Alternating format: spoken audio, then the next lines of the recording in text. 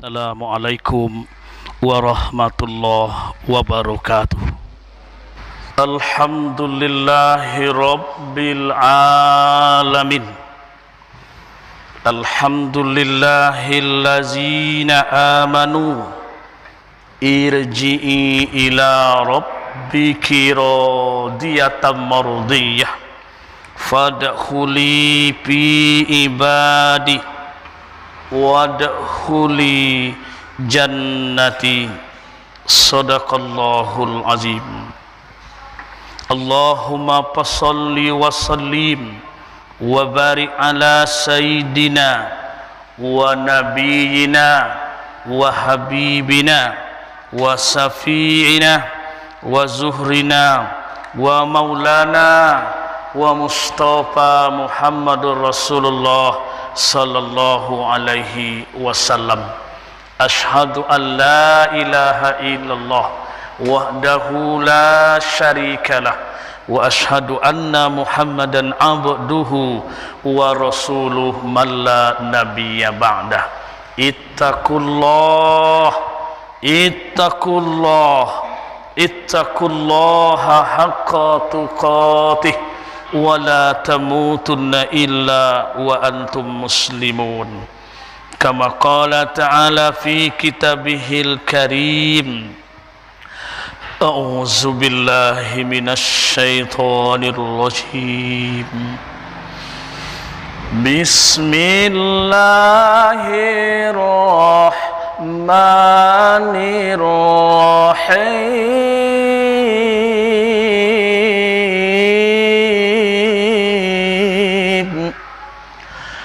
Ya ayyatuhan nafsul mutma'innah irji'i ila rabbiki radiyatan mardiyah fadkhuli fi ibadi wadkhuli jannati. Sadaqallahul azim. Alhamdulillahi rabbil alamin. Kita memuji Allah, yang dipuji Allah, yang berhak dipuji Allah, yang berhak menerima pujian adalah Allah, makhluk tidak ada. Pada kesempatan Jumat yang sangat berbahagia ini, Allah mencintai dan menyayangi kita semua. Bukti roh masih terkurung di dalam jasad. Sementara saudara-saudari kita, tetangga kita, keluarga kita, kemarin-kemarinnya rohnya sudah meninggalkan jasad. Mereka sudah dipanggil oleh Allah. Inna lillahi wa inna ilaihi raji'un. Datangnya dari Allah, kembali kepada Allah. Berarti mereka sudah diminta pertanggungjawaban selama hidup di dunia ini, apa yang ia lakukan. Menurut ilmu fikih, setiap baliugh berakal sudah diwajibkan mengembankan tugas amanah Allah yang suci. Dari perempuan yang sudah datang menstruasi, wajib melaksanakan perintah Allah. Dan dari laki-laki yang sudah bermimpi dengan perempuan, sudah wajib untuk melaksanakan perintah Allah. Maka mulai sejak itu dituntut oleh Allah untuk pertanggungjawaban di hadapannya. Tapi di batiniah, bukan saat itu Allah minta pertanggungjawaban, tetapi saat dialognya ruh dengan Rabb.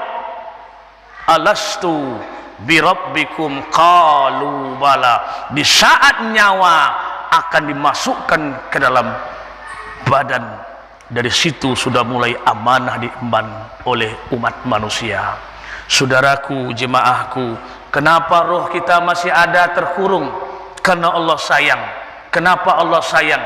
Dosa kita semakin banyak dosa kita kepada Allah, maka Allah beri kesempatan untuk kita bertaubat dan memperbaiki diri. Semoga kita termasuk hamba Allah yang selalu bertaubat kepadanya. Amin ya rabbal alamin. Salawat dan salam kepada Nabi dan Rasul yang terakhir, Nabi Allah Muhammad sallallahu alaihi wasallam. Assalamu alayka ya ayyuhan nabiyyu wa rahmatullahi wa barakatuh. Hari ini masih tanggal 22 Rabiul Awal.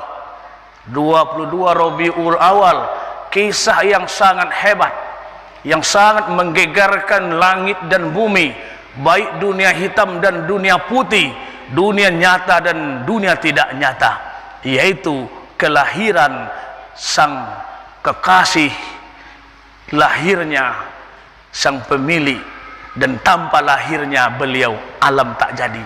Siapakah dia ini? Kalau Muhammad tidak ada, alam tidak jadi. Begitu kata Rabb. Maka untuk itu kepada kita semua, sekelumit pada khutbah yang singkat ini, sesuai dengan acuan protokol kita dari Kementerian Agama Republik Indonesia Cabang Kampar, untuk itu selalu memberikan fatwa kepada kita semua, komit dan tetap mengacu kepada protokol, dan kita berada di wilayah Republik Indonesia yang baik. Baik jemaah yang dimuliakan Allah Subhanahu wa taala. Hari Isnin 12 Rabiul Awal atau tahun gajah 571 Masehi, itu hari yang sangat bersejarah pada diri Rasul. 3 hari itu, 12 Rabiul Awal hari lahirnya, 12 Rabiul Awal hari hijrahnya, 12 Rabiul Awal hari wafatnya. Jadi hari itu, tanggal 12 Rabiul Awal itu sangat momen yang sangat sejarah pada diri Rasul. Makanya sahabat bertanya kepada beliau, "Ya Rasulullah, ya, engkau puasa Senin? Ya. Engkau puasa Kamis? Ya. Apa dalilnya? Apa alasannya?" "Saya puasa Senin karena saya mengingat kelahiran saya. Saya lahir hari Senin, maka saya puasa hari Senin." Rasulullah sallallahu alaihi wasallam memperingati maulid nabinya sendiri dengan melaksanakan puasa. Umatnya hari ini melaksanakan maulid nabi dengan mengadakan undangan dan dibawa penceramah guru-guru kita untuk menceritakan kisah-kisah itu. Maka tidak ada pilihan lain, tidak ada cerita lain. Lanjutkan maulid nabi itu. Itu adalah perintah Allah dan perintah Rasul. Jemaah yang dimuliakan Allah Subhanahu wa taala. Dan kenapa pula engkau puasa hari Kamis? Karena hari Kamis itu hari naiknya ibadah kepada Allah. Maka saya beribadah, sedangkan saya sedang beribadah, ibadah yang masuk naik kepada Rabb dalam keadaan puasa. Jadi untuk itu kepada kita semua hadirin jemaah yang dimuliakan Allah Subhanahu wa taala, jangan ragu-ragu lagi, lanjutkan peringatan maulid Nabi Allah Muhammad sallallahu alaihi wasallam. Bahkan yang lebih dahsyat lagi Bapakku, maulid Nabi itu, kisah Nabi itu diperintahkan Allah untuk dibaca. Di dalam dalil surat Hud ya, ayat 123. Coba dicek di rumah nanti. A'udzu billahi minasy syaithanir rajim. Bismillahirrahmanirrahim. Wa kullu naqussu 'alaika min anbiya'ir rusuli ma nusabbitu bih fu'aduka waj'aka fi hadhil haqq wa mau'izatun wa zikra lil mu'minin. dengan nama Allah yang Maha Pengasih lagi Maha Penyayang. Dan masing-masing kami sudah ceritakan atasmu, kepadamu, hai hamba Allah, hai umat, dari kisah sebagian Rasul. Apa yang telah kami ceritakan itu memperteguh hatimu, dan telah datang kepadamu dalam ini kebenaran, pelajaran dan peringatan untuk orang-orang yang beriman. Disuruh oleh Allah menceritakan kisah Rasul, bukan ditutup, dibuka kisah Rasul.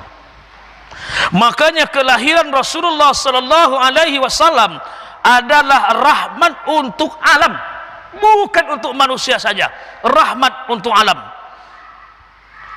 Menjadi sebuah nikmat yang sangat luar biasa. Bayangkan, Muhammad lahir langsung bersujud, gelap gulita terang benderang, kayu yang sudah mati langsung hidup. Coba siapa dia itu? Muhammad Rasulullah. Dan yang lebih menghebohkan, kursi singgasana Kaisyaran yang dimiliki ribuan tahun oleh orang-orang kafir runtuh di malam itu. Api Nasrani dan Majusi yang disembah tak pernah padam selama 1000 tahun lamanya. Seperti apapun kencangnya angin badai topan, angin itu tak pernah padam. Lahirnya Muhammad mati seketika. Coba, ada apa dengan ini? 360 buah patung di dinding-dinding Ka'bah runtuh berantakan, dan ilmu-ilmu sesat di malam itu menggigil. Allahu Akbar, dengan kelahiran Nabi Allah Muhammad sallallahu alaihi wasallam. Maka untuk itu kepada kita semua, dalam Al-Imam As-Suhaili menceritakan dalam tafsir Baqi bin Ma'lad Al-Hafiz, ada 3 tempat, ada 3 kali berteriaknya syaitan laknatullah, ada 4 kali, 4 macam, 4 tempat setan menjerit sejerit-jeritnya dalam tafsir itu. Yang pertama, dia berteriak ketika dilaknat oleh Allah Subhanahu wa taala karena dia mengingkari perintah Allah, disujud-sujud kepada Adam, dia enggan, maka dilaknat dan dikutuk oleh Allah, dia memekik sejadi-jadinya. Yang kedua, dalam tafsir itu, syaitan menjerit ketika dilemparkan dari sorga ke dunia ini. Allah lemparkan, umurmu sampai akhirat. Dan yang ketiga, Bapak garis bawahi, pekik yang ketiganya adalah ketika lahirnya Nabi Allah Muhammad sallallahu alaihi wasallam. Dia paling takut, Muhammad adalah musuhku, dia sudah lahir, habis mainku. Maka hari ini siapa yang gelisah, siapa yang takut, tidak enak dengan maulid Nabi, siapa mereka itu? Siapa mereka itu? Nah, dan yang keempat, dalam tafsir tersebut, iblis berteriak ketika turunnya Al-Fatihatul Kitab, turunnya ayat yang 7, turunnya Al-Fatihah. Al-Fatihah itu saripatinya Al-Quran, 6.666 ayat berhimpun kepada Al-Fatihah. Di Al-Fatihah itu adalah saripatinya Al-Quran. Maka jangan sampai lupa membaca Al-Fatihah kemanapun pergi, karena Al-Fatihah adalah induknya segala Al-Quran. Dan ketika Al-Fatihah turun, di saat itu juga iblis laknatullah memekik sejadi-jadinya. Hadirin jemaah Jumat yang dimuliakan Allah Subhanahu wa taala, dalam Al-Qur'an Al-Karim, dalam surah Al-Ahzab ayat 21, Allah terangkan, Bismillahirrahmanirrahim, laqad kana lakum fi Rasulillahi uswatun hasanah. Sesungguhnya telah ada pada diri Rasul itu suri tauladan yang baik, uswatun hasanah. Enggak usah contoh yang lain. Contoh bapak itu bapak ini, istri itu istri ini. Yang wajib dicontohi adalah Rasul Muhammad Rasulullah, istrinya Rasulullah, Itulah akan kita contoh. Coba keturunan Rasulullah yang harus kita contoh hari ini. Ketika lahirnya Muhammad bin Abdullah di rumah kakeknya Abdul Muttalib, karena ayah kandungnya Abdullah telah tiada, baru beliau dalam kandungan, Abdullah telah dipanggil oleh Allah Subhanahu wa Ta'ala. Maka bertanggung jawablah sang kakek untuk merawat cucunya. Apa yang terjadi? Apa yang dilakukan oleh Abdul Muttalib ini uswatun untuk kita semua. Diangkatnya bayi itu, digendongnya bayi itu, dibawa keluar, dibawa mengelilingi Ka'bah sambil berbicara, ini Ka'batullah anakku, ini rumah Tuhanmu, baru kamu muncul di dunia ini, nak. Saya akan perkenalkan dirimu dengan rumah Tuhanmu agar kamu besok dewasa kenal dengan Tuhanmu Rabbul Alamin. Dan kami buat namamu Muhammad terpuji oleh orang, nak, terpuji oleh manusia, dan terpuji oleh Rabbmu. Jadi awal langkah yang dilakukan oleh Abdul Muttalib mengenalkan cucunya dengan Allah. Untuk kembali kepada kita hari ini, itulah gunanya sang bapak apabila lahir anaknya. Kewajiban seorang bapak untuk mengazankan dengan kalimat la ilaha illallah di telinga kanannya, Allah, Allah, Allah di telinga kirinya, atau iqamah yang dibaca di telinga kirinya bagi anak perempuan yang lahir. Nah, coba tanamkan, renungkan sejenak, berapa orang menantu kita di rumah, sudahkah mereka mengazankan anaknya? Sudahkah mereka mengiqamahkan anaknya? Apa begitu? Karena munculnya anak tanpa mendengar kalimat la ilaha illallah. Ingat, lalai kita membisikkan kalimat la ilaha illallah di telinga kanan dan kirinya, disitulah iblis menusuk ke dalam. Maka anak yang dewasa nanti tidak mendengarkan kalam-kalam Allah.